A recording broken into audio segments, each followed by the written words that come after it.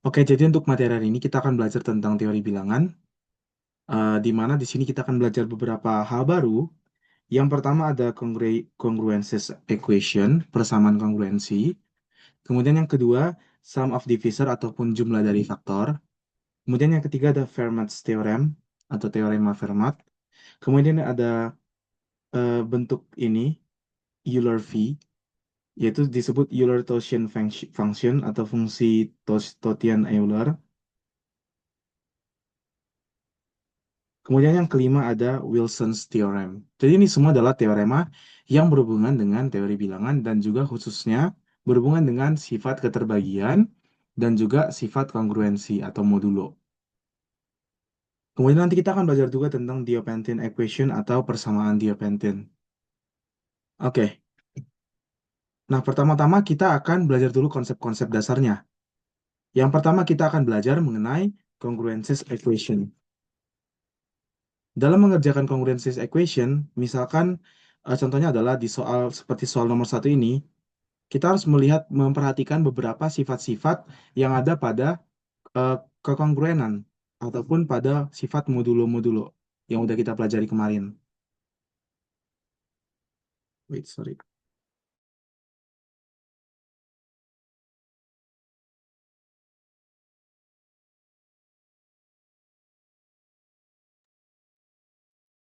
Oke, jadi akan ada beberapa sifat yang akan kita pelajari pada hari ini dan juga penurunannya ke dalam sifat-sifat yang kita kenal, teorema-teorema yang kita pelajari pada hari ini. Oke, aku akan mulai dari yang pertama, yaitu mengenai congruences equation. Kita bisa menyederhanakan persamaan apa namanya persamaan kongruensi dengan sama mirip dengan mengerjakan persamaan linear. Let's say kita punya sebuah persamaan di mana AD sama dengan kongruen dengan B dikali D modulo M. Seperti itu.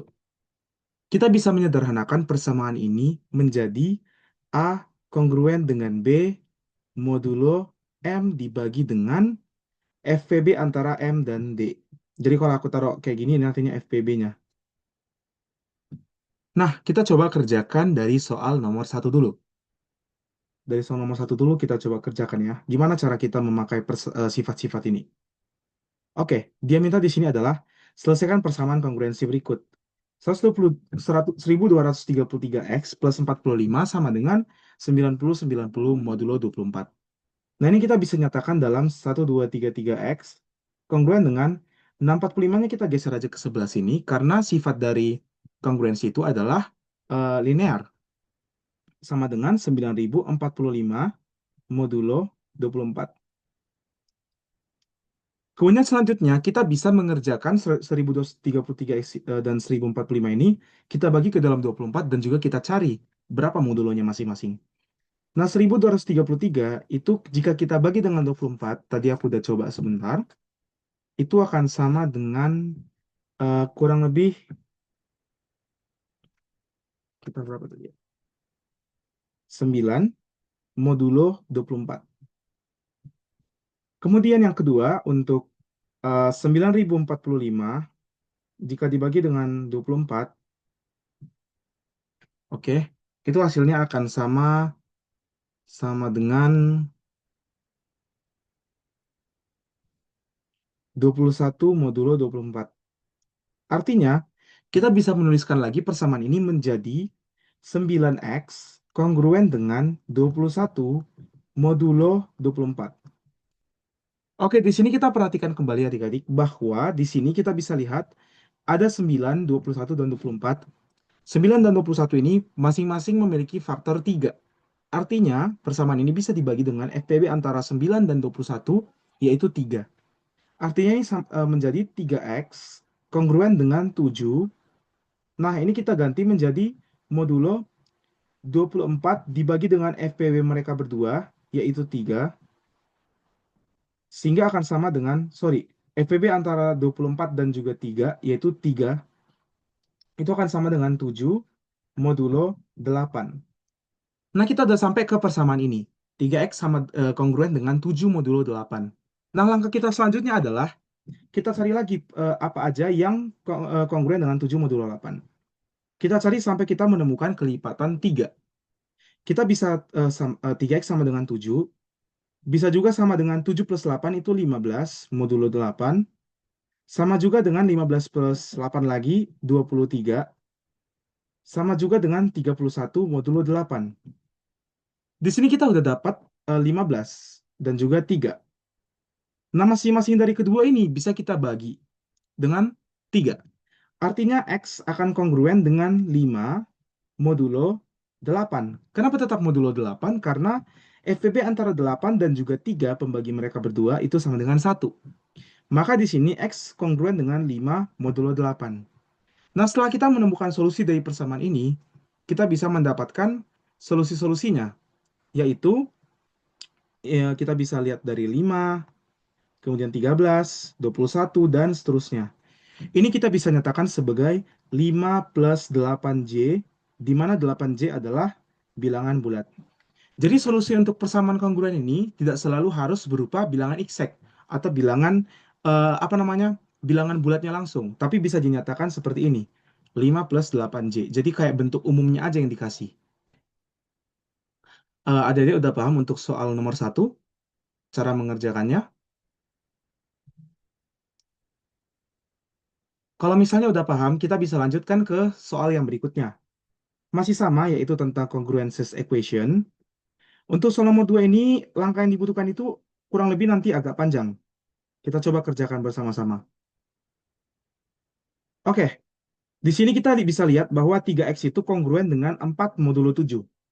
Nah, langkah pertama yang kita lakukan adalah kita cari apa yang sama dengan 4 modulo 7, tapi habis dibagi 3. Sehingga kita bisa menghabiskan sisi kanan dan kirinya, sehingga bisa kita sederhanakan menjadi x sama kongruen dengan apa modulo apa gitu. Misalkan 3x ini. 3x ini kan sama dengan 4, sama dengan 11 juga modulo 7. Sama dengan kalau kita tambah 7 lagi, 18. Sama dengan 25 modulo 7. Nah, ini plus 7 aja nih.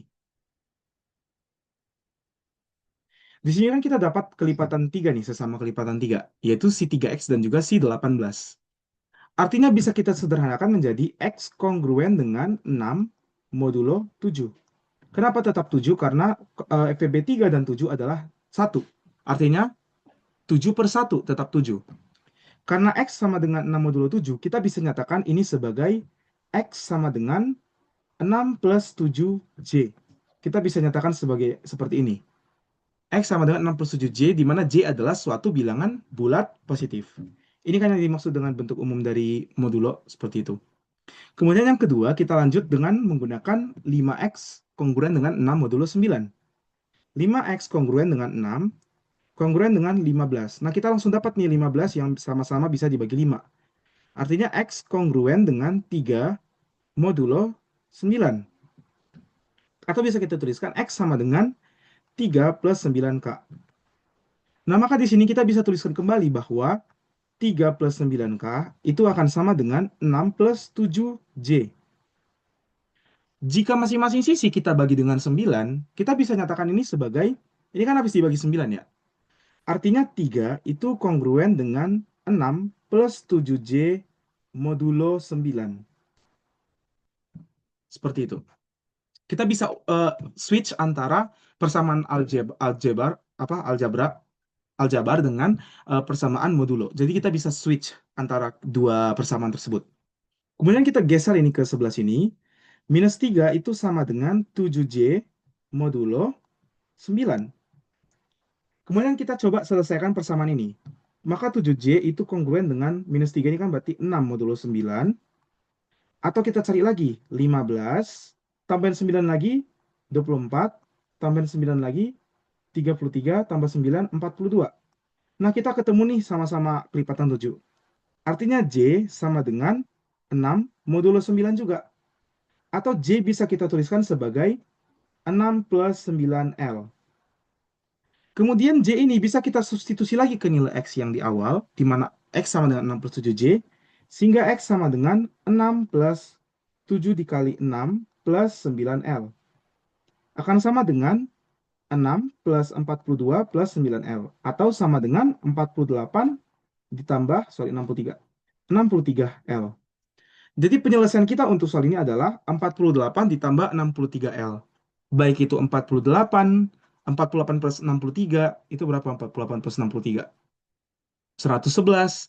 Atau 111 plus 63. Jadi, apa namanya, ini merupakan barisan aritmetika yang menjadi jawaban dari soal kita, bentuk umumnya.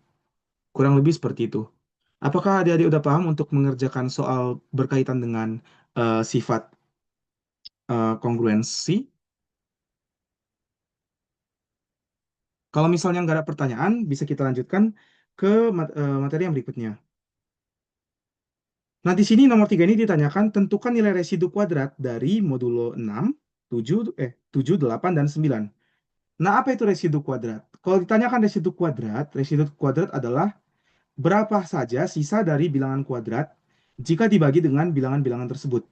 Artinya apa aja sisa bagi yang memungkinkan jika dia dibagi dengan 7, dibagi dengan 8, dan juga dibagi dengan 9. Ini yang disebut dengan residu kuadrat.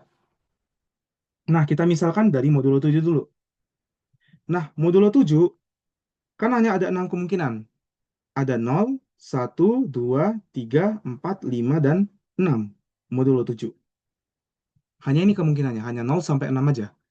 Nah, masing-masing kita coba kuadratkan, dan kita modulukan dengan 7. 0 kuadrat modulo 7 sama dengan 0. 1 kuadrat modulo 7 adalah 1. 2 kuadrat modulo 7 adalah 4. 3 kuadrat itu 9, modulo 7 sama dengan 2. 4 kuadrat 16, modulo 7 itu sama dengan 2. 5 kuadrat modulo 7, 25 modulo 7 itu 4. Dan 6 kuadrat modulo 7 itu adalah 3, 6, 1. Artinya residu kuadrat dari modulo 7 yaitu adalah 0, 1, 2, dan 4. Kemudian gimana dengan modulo 8? Masih sama tekniknya. Kita tinggal apa namanya? Kita tinggal kasih tahu semua bilangan 0 sampai 7. Modulo 8 kan hanya ada 0 sampai 7 ya. Kita coba salah satu. 0, 1, 2 pangkat 2 modulo 8 itu 4. 3 pangkat 2, 9 modulo 8 itu 1. 16 modulo 8, 0. 25 modulo 8, 1. 36 modulo 8 itu 4. Dan 49 modulo 8 itu adalah 1. Oke, silakan Silakan Jonathan mau bertanya. Dari mana 4 kuadrat yang sama dengan 2, Bang? Oke, tadi kan 4 kuadrat kita punya itu kan 16 ya. Tapi kita mau modulokan 7. Jadi ini dikuadratin, kemudian ini modulo 7-nya. 16 modulo 7 kan sisa baginya 2. Karena kalau 16 itu kan dikurang 14 sama dengan 2. Kurang lebih gitu. Jadi ini sisa baginya kalau dibagi 7. Bilangan kuadrat masing-masing. Gimana kira-kira? Udah paham? Oke, kita lanjut. Artinya modulo 8, residu kuadratnya adalah 0, 1, dan juga 4. Kemudian 9. Masih sama, kita coba satu-satu sampai, berarti ada sampai berapa nih? 7 dan 8. Hanya ada 8 modulo 9. Kita tes satu persatu. 0 tetap 0, 1 kuadrat 1, 2 kuadrat 4, 3 kuadrat 9. 9 modulo 9 itu 0. 4 kuadrat 16. 16 modulo 9 itu adalah 7. Ya kan? Kemudian 5 kuadrat 25 modulo 9 itu sama dengan 7 juga. 36 modulo 9 itu 0. Kemudian 49 modulo 9 itu adalah 4. 64 modulo 9 adalah 64, 1. Artinya ada 0, 1, 4, dan 7. Nah, inilah yang disebut dengan residu-residu kuadrat. Nah, residu-residu kuadrat ini sangat penting untuk melakukan pembuktian-pembuktian di dalam beberapa soal nanti di bawah-bawah. Jadi, residu kuadrat ini aku perkenalkan sebagai satu konsep dalam mengerjakan soal-soal pembuktian yang berhubungan dengan persamaan kuadrat, persamaan Diopentin, dan juga beberapa persamaan kongruensi. Nah, selanjutnya yang kita pelajari adalah banyak faktor. Nah, tentukan banyak faktor dari 28 dan jumlah faktor dari 28 menggunakan konsep sum of divisor. Nah, gimana cara kita menghitung banyak faktor dari suatu bilangan? Nah, misalkan kita punya bilangan, jadi bilangan itu pasti kita bisa lakukan namanya faktorisasi prima. Faktorisasi prima itu apa? Misalkan kita punya suatu bilangan, kita nyatakan dalam bilangan prima yang dipangkatkan dengan suatu bilangan. P1 pangkat E1, P2 pangkat E2, P3 pangkat E3, hingga sampai ke PK pangkat EK. Nah, P1, P2, P3 ini artinya Pn itu adalah bilangan prima. Ini semua adalah bilangan prima. Sedangkan En itu adalah bilangan bulat. Nah, misalkan kita punya 28. 28 kalau kita nyatakan dalam faktorisasi prima itu sama dengan 2 pangkat 2 dikali 7. Yaitu suatu bilangan prima, 2, dan suatu bilangan prima 7, dengan pangkatnya 2 dan juga 1. Nah, kemudian kita punya cara untuk menghitung berapa banyak jumlah dari banyaknya faktor. Jadi kalau kita menghitung banyak faktor atau kita lambangkan dengan n, dn ini maksudnya divisor of n. Nah, berapa banyak jumlahnya? Kita nggak perlu list satu-satu. Misalnya 28 ini kan kita list nih faktornya ada 0, ada 1, 2, 4, 7, 14, dan 28. Ada 6 kan? Tapi kita nggak bisa pakai cara lain. Yaitu untuk menghitung jumlah faktor, banyak faktor, sorry bukan jumlah, tapi banyak faktor dari suatu bilangan bulat. Itu bisa kita hitung dengan cara E1 plus 1 dikali E2 plus 2, E1 plus 2, E2 plus 1, dikali E3 plus 1, titik-titik sampai En plus 1. Jadi pangkatnya kita plus 1 dan kita kalikan. Jadi kalau misalnya kita punya D28, itu akan sama dengan 2 plus 1 dikali 1 plus 1. Yaitu 3 kali 2 sama dengan 6. Valid kan? Bilangan bulat positif. Faktor-faktor positif kita ada sebanyak 6. Ini untuk menghitung banyaknya faktor positif dari bilangan n. Jadi misalkan let's say kita berapa banyak faktor dari 1000? Misalnya biar gampang 1000 nih. 1000 itu kan 2 pangkat berapa tuh? 2 pangkat 3 kali 5 pangkat 3, ya kan? Artinya banyak faktornya adalah D1000 itu akan sama dengan 3 plus 1 dikali 3 plus 1.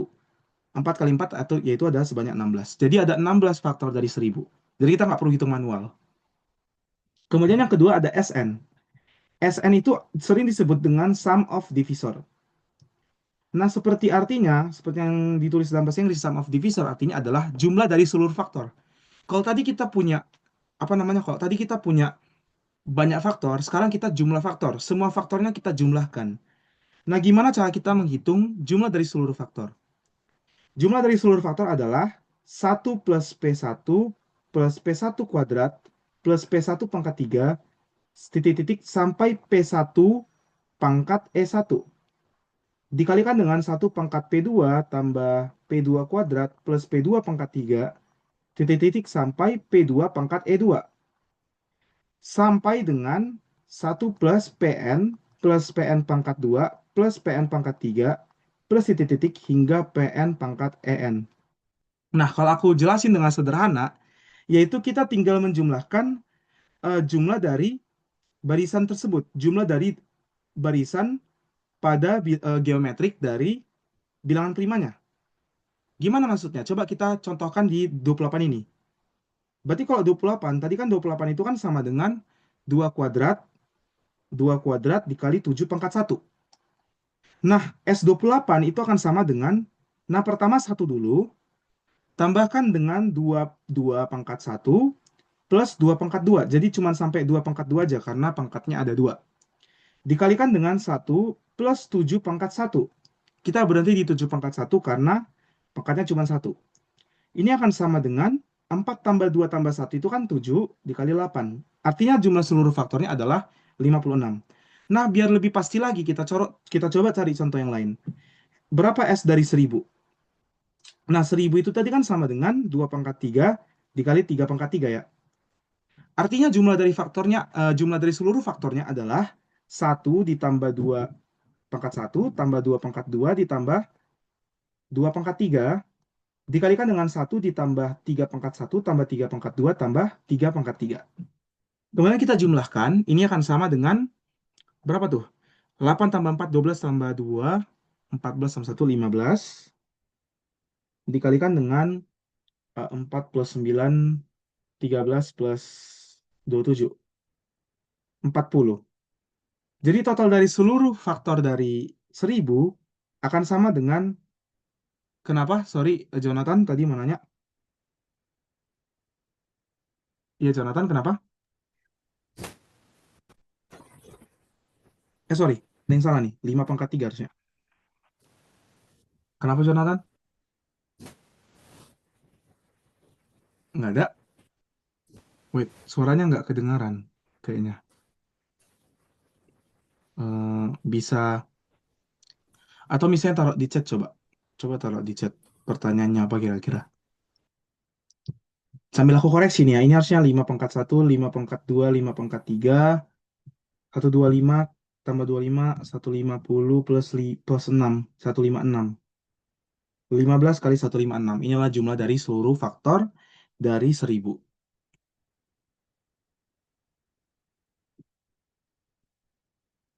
Eh, Oke, sambil nunggu pertanyaan dari Jonathan, aku bakal lanjut ke konsep yang berikutnya. Kalau misalnya nanti nggak sempat tanya sini, nggak apa-apa, tanya lewat chat aja nanti ya, Jonathan ya. Ada yang mau ditanya, misalnya dari yang ketinggalan konsepnya dari sini, sum of divisor maupun banyaknya divisor. Kalau misalnya udah paham, kita bisa lanjutkan ke materi berikutnya. Kita akan masuk ke materi Fermat-Little Theorem atau Fermat Theorem. Nah, Fermat Theorem mengatakan bahwa, oke, aku langsung jelasin aja di sini.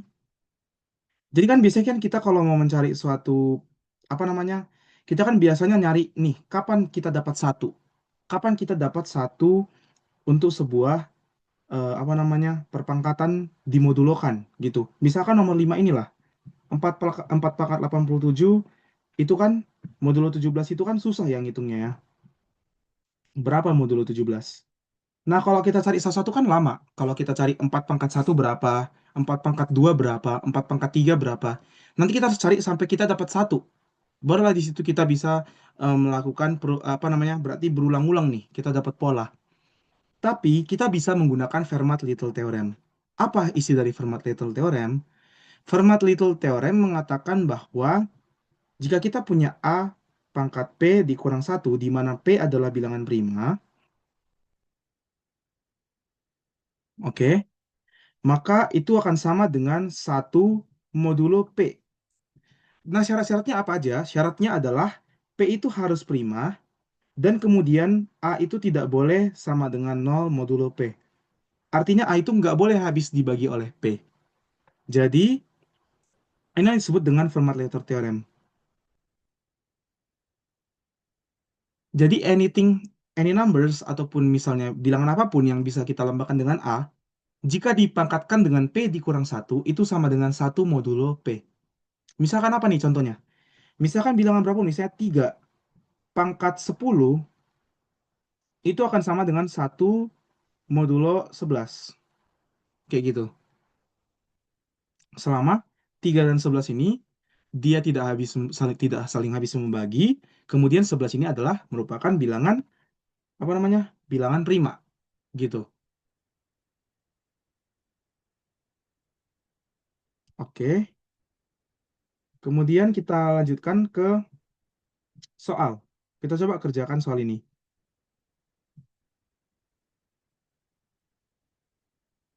Oke, di sini kita lihat bahwa 4 pangkat 87 modulo 17 gitu ya. 4 pangkat 87 modulo 17. Pertama-tama menggunakan Fermat-Little Theorem, berarti kita bisa tahu kalau 4 pangkat 16 itu pasti sama dengan satu modulo 17. Nah, kita nggak perlu hitung lagi nih. Udah gampang kan? 4 pangkat 16 sama dengan satu modulo 17. Karena 17 ini merupakan bilangan prima. Jadi gampang kita mencari pangkat satunya itu kapan. Tanpa harus kita ulang-ulang. Kan kalau 16 kali kan capek juga. Kalau kita cari sampai 16 kali. Jadi, menggunakan fakta ini bisa kita lakukanlah perhitungan bahwa 4 pangkat 87 itu kan sama dengan 4 pangkat 16 pangkat 5 dikali dengan 4 pangkat 7. Ini kita bisa abaikan berarti 1 dikali 4 pangkat 7 modulo 17. Nah, sekarang kerjaan kita jadi jauh lebih gampang. Karena kita sisa 4 pangkat 7. Nah, untuk mempermudah kita tinggal berangkat dari 4 pangkat 7, itu kan sama dengan 4 pangkat 2 pangkat 3 dikali 4.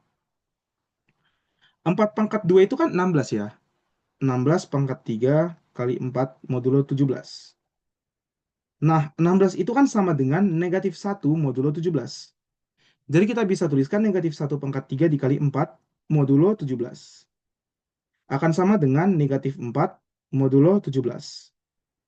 Negatif 4 modulo 17 sama dengan 17 dikurang 4 atau sama dengan 13 modulo 17. Artinya nilainya adalah 13. Kurang lebih gitu. Adik-adik udah paham untuk soal nomor eh, 5 atau ada pertanyaan? Di sini kita lebih banyak menggunakan konsep-konsep intuitif menggunakan Fermat-Little Theorem ataupun teorema-teorema apapun yang bakal kita pelajari hari ini. Kita lanjutkan ke berikutnya. Fermat-Little Theorem segitu aja. Kita langsung lanjutkan ke materi yang berikutnya, yaitu tentang apa namanya, Euler-Taussian function. Nah, apa itu Euler-Taussian function? Jadi Euler-Taussian function ini atau biasa disebut P function ini adalah satu fungsi yang menghitung banyaknya bilangan yang oke, wait, participant, oke, aku ya companion, oke. Nah, kemudian jadi kita bisa nyatakan bahwa V Vn itu akan sama dengan banyaknya bilangan kurang dari n yang relatif prima terhadap n. Misalkan kita coba kerjakan soal nomor 6 ini. Berapa banyak V dari carilah nilai dari 16 V apa sorry V16 dan V12 dan V11. Nah, pertama V16 dulu. Berapa V16? Kita cari dulu apa aja bilangan yang apa namanya? Yang prima terhadap 16.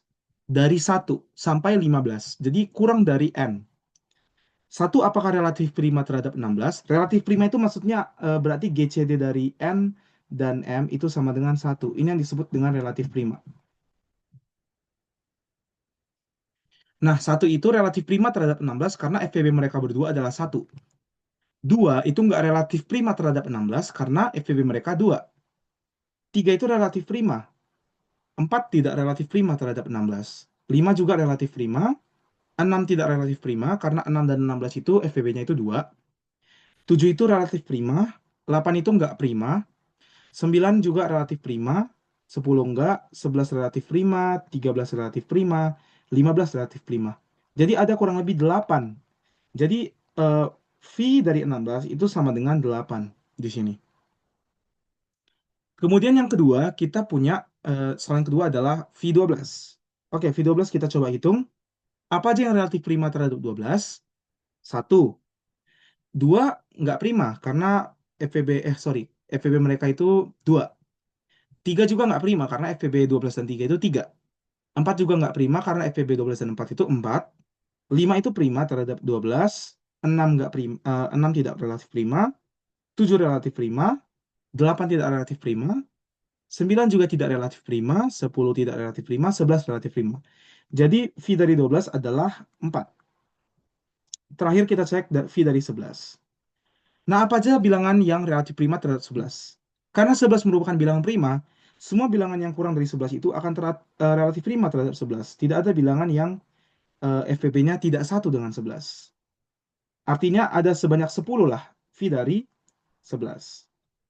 Nah, di sini kita dapatkan suatu fakta bahwa V dari P, di mana P ini adalah bilangan prima, itu akan sama dengan P dikurang 1, selama P merupakan bilangan prima. Kurang lebih kayak gitu.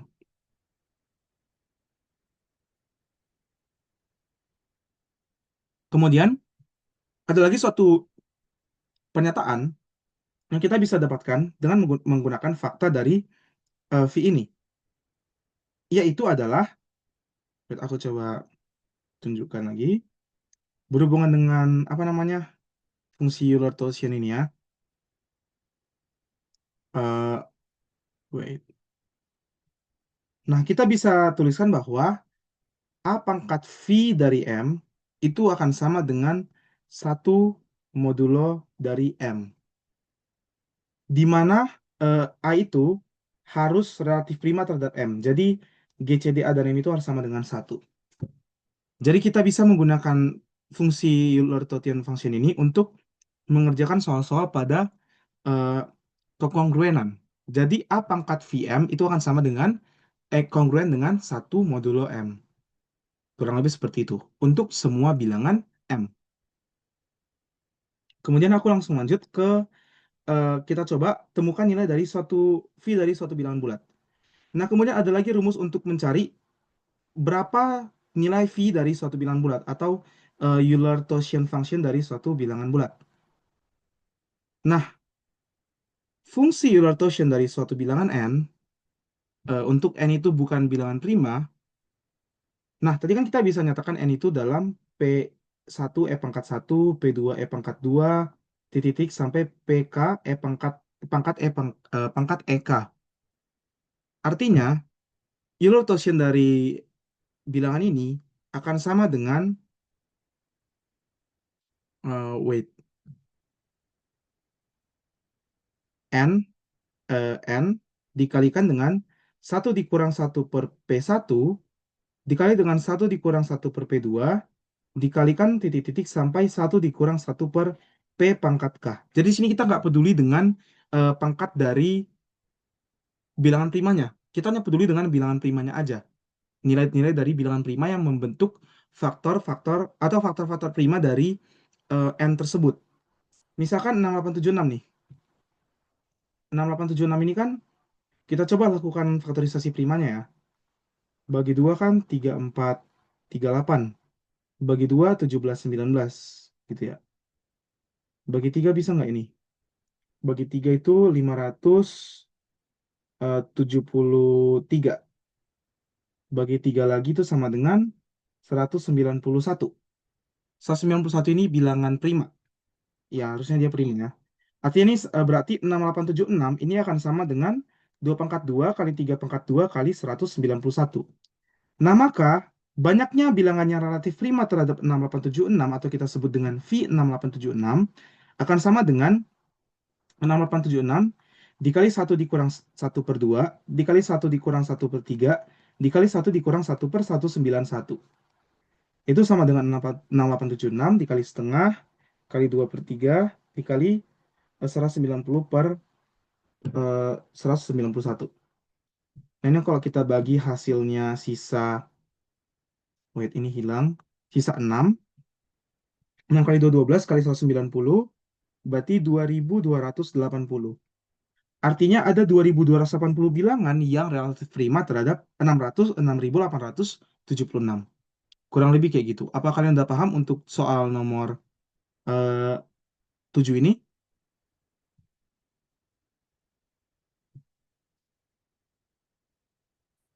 Kalau misalnya udah paham, kita langsung lanjut aja ke materi yang terakhir.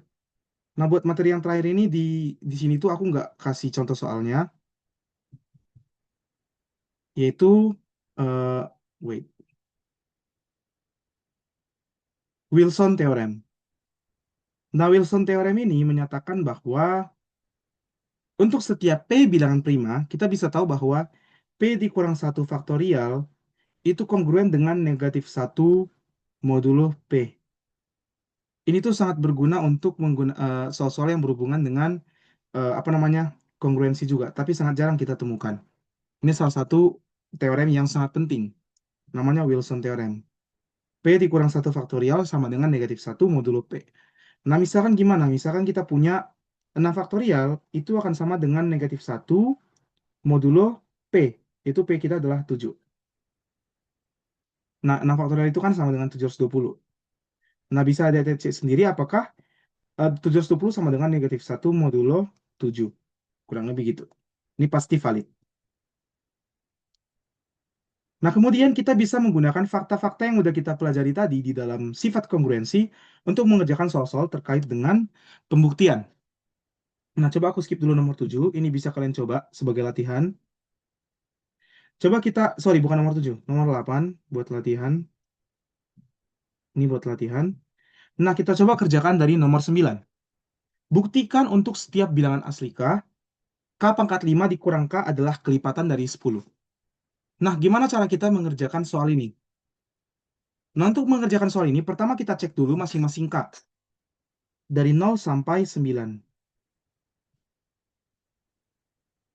Sampai 9 modulo. Karena 10 itu hanya ada 0 sampai 9. Nah, pertama 0 pangkat 5, jika di modulo 10 itu adalah 0 juga. Kemudian 1 pangkat 5 itu sama dengan 1 juga modulo 10. 2 pangkat 5 itu kan 32. 32 berarti 2 modulo 10. 3 pangkat 5, 3 pangkat 4 kan 1 modulo 10. Artinya 3 pangkat 5 itu 3 modulo 10. 4 pangkat 5 itu kalau kita cek lagi nanti 4 pangkat 5 itu 1024. Akan sama dengan 4 modulo 10. 5 pangkat 5, seperti yang kita tahu pangkat 5 itu akhirnya akan selalu 5. Jadi 5 modulo 10. Kemudian 6 pangkat 5, nah gitu juga dengan 6. Pangkat 6 itu bilangan terakhirnya pasti 6. 6 modulo 10.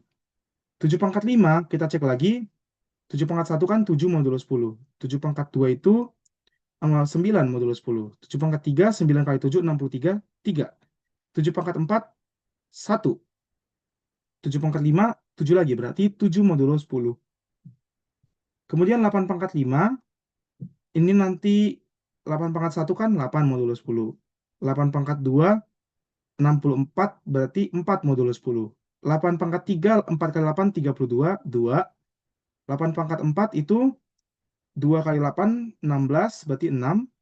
8 pangkat 5, 6 kali 8, 48, 8 lagi. Jadi 8 pangkat 5 itu 8 modulo 10. 9 pangkat 5 itu nanti 9 modulo 10. Karena dia pangkat ganjil. Artinya, setelah kita observasi, setiap pangkat 5 itu sama dengan bilangan itu sendiri modulonya.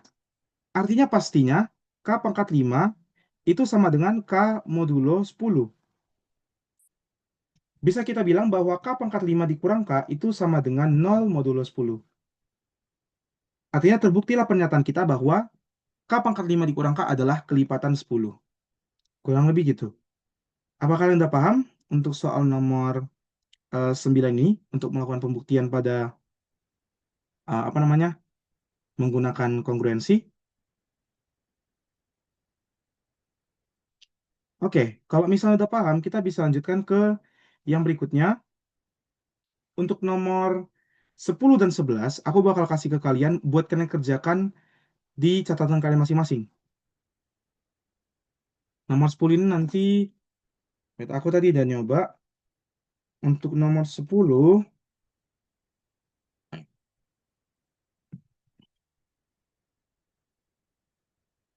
kalian tuh harus mencari eh, apakah dia habis dibagi 5, artinya kalian harus menggunakan modulo 5. Jadi kalian cari apakah X pangkat 4 itu modulonya berapa aja jika dibagi dengan 5. Jadi kayak X pangkat 4 itu kan berarti dari 0, X itu kan dari 0, 1, 2, 3, dan 4 kalau di modulo 5. Kemudian kalian cari kalau di pangkatan 4 itu berapa modulo 5 dari masing-masing ini. Kemudian kalian lakukan pembuktian apakah tidak ada bilangan yang habis dibagi 5. Kalau, apa sorry, jika X dan Y adalah bilangan bulat positif dan tidak ada yang habis dibagi 5, tunjukkan bahwa ini habis dibagi 5. Gitu. Jadi kalian bisa melakukan kontradiksi untuk soal ini. Kemudian yang ke-11 ini, tekniknya adalah kalian bisa menggunakan digit puluhan. Oke. Untuk yang ini juga aku kasih jadi soal latihan kalian. Jadi 3 soal ini jadi soal latihan kalian. Masih sama menggunakan konsep kongruensi juga. Tapi yang ini karena dia ada puluhan dan juga satuan, kita menggunakan modulo 100 dan juga modulo 10. Oke, sebelum kita masuk ke materi berikutnya, yaitu Diophantine equation, apa kalian ada pertanyaan? Atau tidak ada? Kalau tidak ada, kita langsung lanjut ke Diophantine equation. Nah, apa itu Diophantine equation? Diophantine equation ini sendiri adalah persamaan yang solusi-solusinya itu hanyalah merupakan bilangan bulat. Jadi kita nggak bisa punya solusi yang bukan bilangan bulat, ataupun misalnya pecahan, ataupun bilangan irasional, itu nggak boleh. Solusinya harus merupakan bilangan bulat. Solusinya harus integer. Bentuk paling umum dari persamaan Diophantine itu adalah AX plus BY itu sama dengan C. Nah, dan solusi-solusinya kita bisa nyatakan dalam K biasanya. Jadi kayak nggak langsung, solusi-solusi itu nggak cuma satu, solusinya bisa banyak. Jadi solusinya bisa majemuk. Nah, kita coba kerjakan soal nomor satu ini. Tentukan semua solusi dari 3x sama dengan 4y dinyatakan dalam sembarang bilangan bulat K. Nah, kita punya di sini 3x sama dengan 4y. Kita coba trace satu persatu apa aja solusi-solusi yang memenuhi persamaan ini. Kita bisa buat x, y, di mana x, y itu adalah pertama 4,3 kan memenuhi. Kemudian 8, 8 dan 6 juga memenuhi, 12 dan 9 juga memenuhi. Artinya persamaan yang memenuhi soal ini adalah 4K, 3K, di mana K ini harus merupakan bilangan bulat. 4K, 3K. Jadi solusi kita itu nggak cuman eh, spesifik satu bilangan aja, tapi beberapa bilangan. Jadi kayak kelipatan gitu. 4K, 3K. Jadi inilah penyelesaian dari soal nomor satu. Nah, sekarang kita coba mengerjakan persamaan Diophantine untuk persamaan dalam bentuk AX plus BY sama dengan C. Atau misalnya 3X plus 7Y sama dengan 12. Nah, syarat ada solusi dari suatu bilangan persamaan Diophantine, GCD dari A dan B itu harus habis membagi C. Nah, sini kita lihat lagi. GCD dari 3 dan 7 itu kan satu. Apakah satu habis membagi 12? Benar, satu habis membagi 12. Artinya solusi ini persamaan ini punya solusi. Tapi kalau ini tidak terpenuhi, kalau GCD A dan B ini tidak habis membagi C, maka bisa kita bilang tidak ada solusi bilangan bulat yang memenuhi. Nah, untuk mencari solusi dari bilangan bulat ini, pertama-tama kita harus menggunakan konsep kongruensi dulu. Kita bisa buat lagi 3x ini akan sama dengan 12 dikurang 7y, gitu ya. Kemudian masing-masing kita lakukan operasi modulo sebelah kiri dan kanan. Kita bisa tuliskan 3x itu akan sama dengan 12 modulo 7. Karena 7y kan habis dibagi 7 gitu ya. Artinya kita bisa bagi 3 masing-masing. X sama dengan 4 modulo 7 yang kita pelajari sebelumnya. Artinya kita bisa tuliskan bahwa eh, salah satu dari persamaan kita, salah satu dari solusi kita adalah X sama dengan 4 dan Y adalah 0. Ini merupakan solusi bilangan bulat terkecil yang memenuhi persamaan ini. Kemudian kita mau cari pola dari persamaan ini, pola-polanya. Nah, untuk mencari polanya sama kayak tadi, kita langsung lakukan aja 3x plus 7y sama dengan 0. Kita coba gini. Nanti penyelesaiannya kayak yang sebelumnya, kayak yang nomor satu adalah 7k, minus 3k. Kita tinggal kombinasikan dengan 4,0 yang ada di sini, sehingga persamaannya akan menjadi, penyelesaiannya akan menjadi 4 plus 7k, 0 dikurang 3k. Artinya penyelesaiannya adalah 7k plus 4, min 3k. Inilah persamaan solusi dari persamaan nomor 2. Kira-kira kalian udah paham belum untuk soal nomor 2 ini?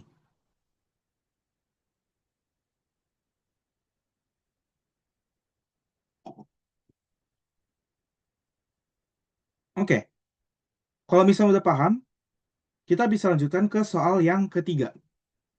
Nah, persamaan Diophantine ini kan tadi kan adalah persamaan yang berbentuk bilangan bulat.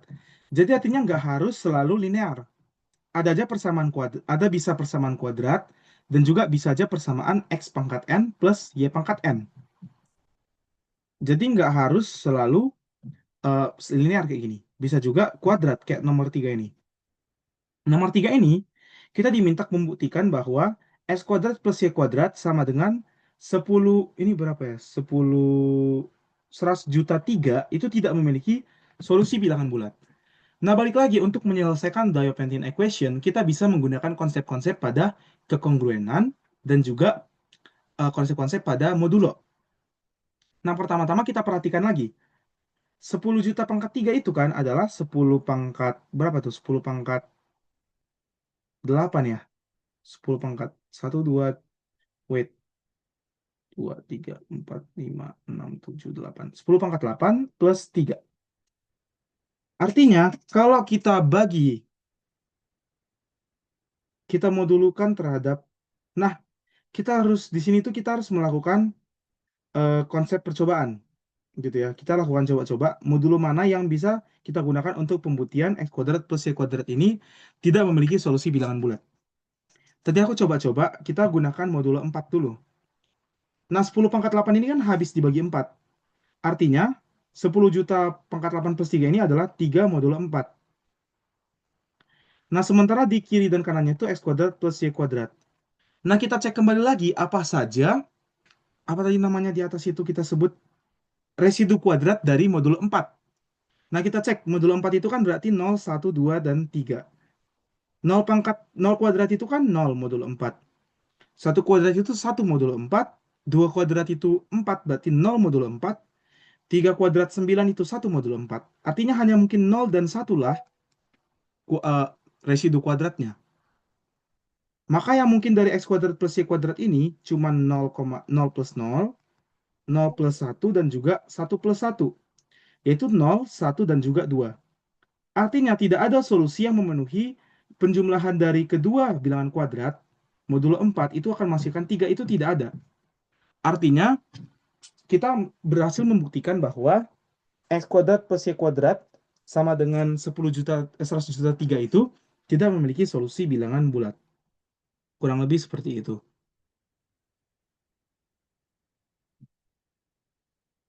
Kemudian kita coba lanjut ke soal berikutnya. Selesaikan persamaan berikut. Kenapa 10 pangkat 8 plus 3? Karena kita soalnya tadi 10 juta, 100 juta pangkat 100 juta 3. 100 juta itu kan 10 pangkat 8 ya. 100 ini. Kita lihat nol-nolnya nih. 100 juta 3. Kan 1 juta itu kan 10 pangkat 6. 10 juta berarti 10 pangkat 7. 100 juta berarti 10 pangkat 8. Gitu. Jadi 10 juta, 100 juta 3 itu 10 pangkat 8 plus 3. Gitu. Apa udah jelas? Clear? Oke.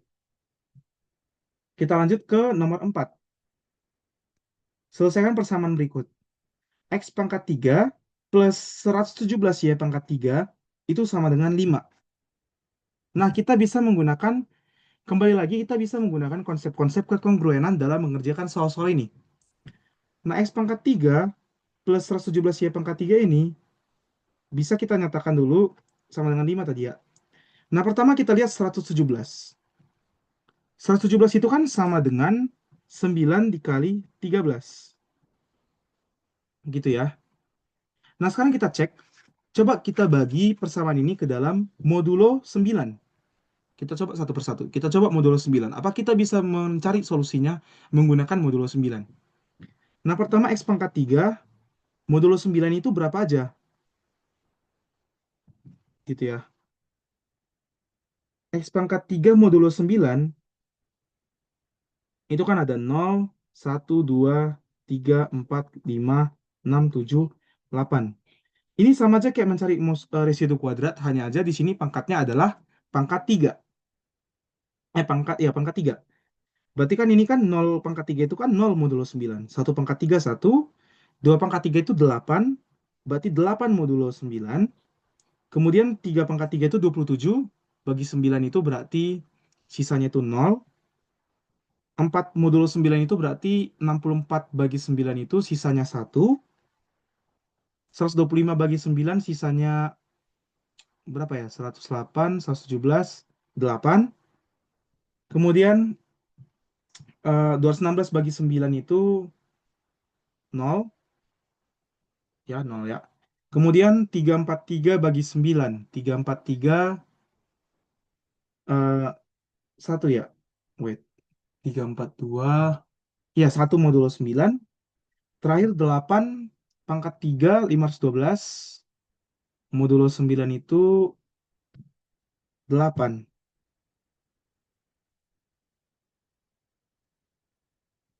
Jadi kemungkinannya cuma ada 0, 1, dan 8. Sementara ini kalau kita modulo 9, ini kan habis ya, karena habis dibagi 9. Berarti sisa X pangkat 3 itu sama dengan 5 modulo 9. Dan yang kita cek tadi, tidak ada yang menghasilkan 5 modulo 9. Semua 0, 1, dan 8. Maka kita bisa buktikan bahwa tidak ada solusi yang memenuhi.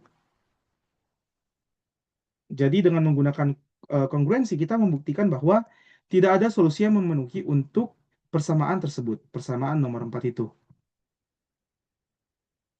Kemudian kita coba kerjakan soal nomor, oke, untuk nomor, untuk nomor 5, aku coba kasih ke kalian untuk kalian coba kerjakan. Untuk nomor 6 juga kalian coba kerjakan masing-masing. Untuk 5 dan 6 ini aku kasih ke kalian sebagai latihan. Untuk soal terakhir kita coba kerjakan soal nomor 7, gitu ya. Buktikan bahwa persamaan 14x kuadrat plus 15y pangkat 2 sama dengan 7 pangkat 1990 tidak mempunyai solusi bilangan bulat x dan y non-negatif. Nah, pertama-tama kita cek dulu nih. 14x pangkat 2 plus 15y pangkat 2 sama dengan 7 pangkat 1990. Kita coba modulkan dengan 7. Di sini kan kalau kita modulo 7 kan ini kan habis, ini juga habis. Artinya 15y kuadrat itu harus sama dengan 0 modulo 7. Artinya kalau kita punya y itu akan sama dengan 7 dari y1. Kita misalnya y1 ini adalah suatu bilangan bulat lagi. Artinya y ini pasti merupakan kelipatan 7. Karena kita punya 15 ini kan nggak kelipatan 7. Jadi kelipatan 7-nya pasti dari y-nya. Maka kita bisa tuliskan lagi 14x kuadrat plus 15 dikali y kuadrat atau 7y1 kuadrat itu berarti 49y1 kuadrat itu sama dengan 7 pangkat 1990.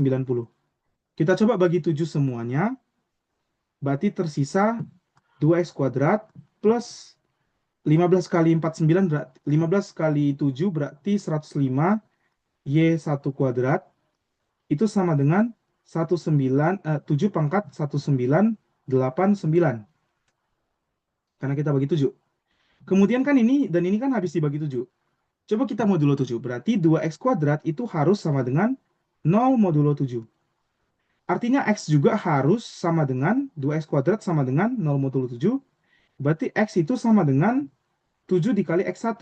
Artinya x ini merupakan kelipatan 7 juga.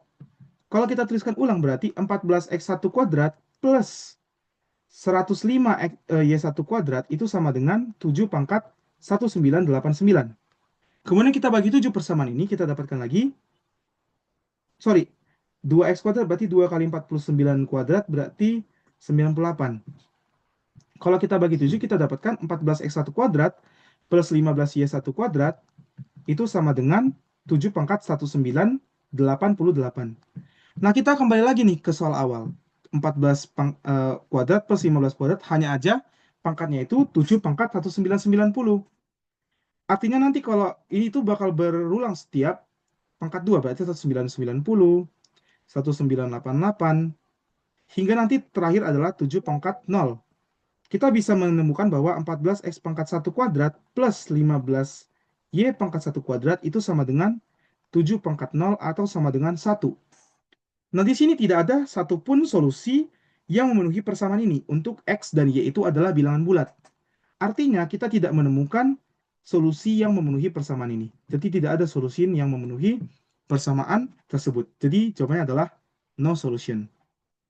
Kurang lebih gitu. Apakah kalian udah paham untuk soal nomor terakhir?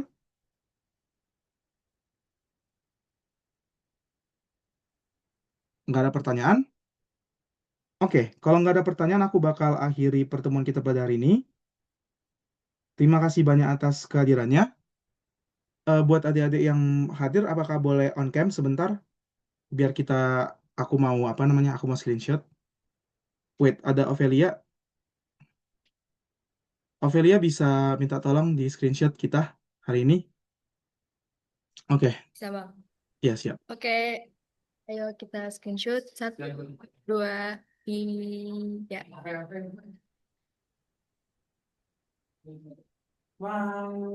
Oke, sudah Bang. Ya, makasih ya, Alfilia. Oke, terima kasih banyak buat kehadirannya. Untuk besok kita akan masuk ke materi baru, yaitu tentang materi geometri yang kedua. Jadi, silakan dipersiapkan untuk besok. Dan juga terima kasih banyak untuk yang sudah mengumpulkan asesmen satu. Jangan lupa untuk yang belum mengumpulkan, batasnya adalah jam 11.59 malam ini paling lama. Jadi silakan adik-adik dikumpulkan untuk karena asesmen ini berguna untuk penilaian kalian dan untuk siapa saja yang bakal dipilih untuk mengikuti TSC2 offline. Demikian dari saya, terima kasih banyak atas kehadirannya. Sampai jumpa besok. Makasih Bang. Bang, Kasih Bang. Oke, sama-sama. Aku N ya.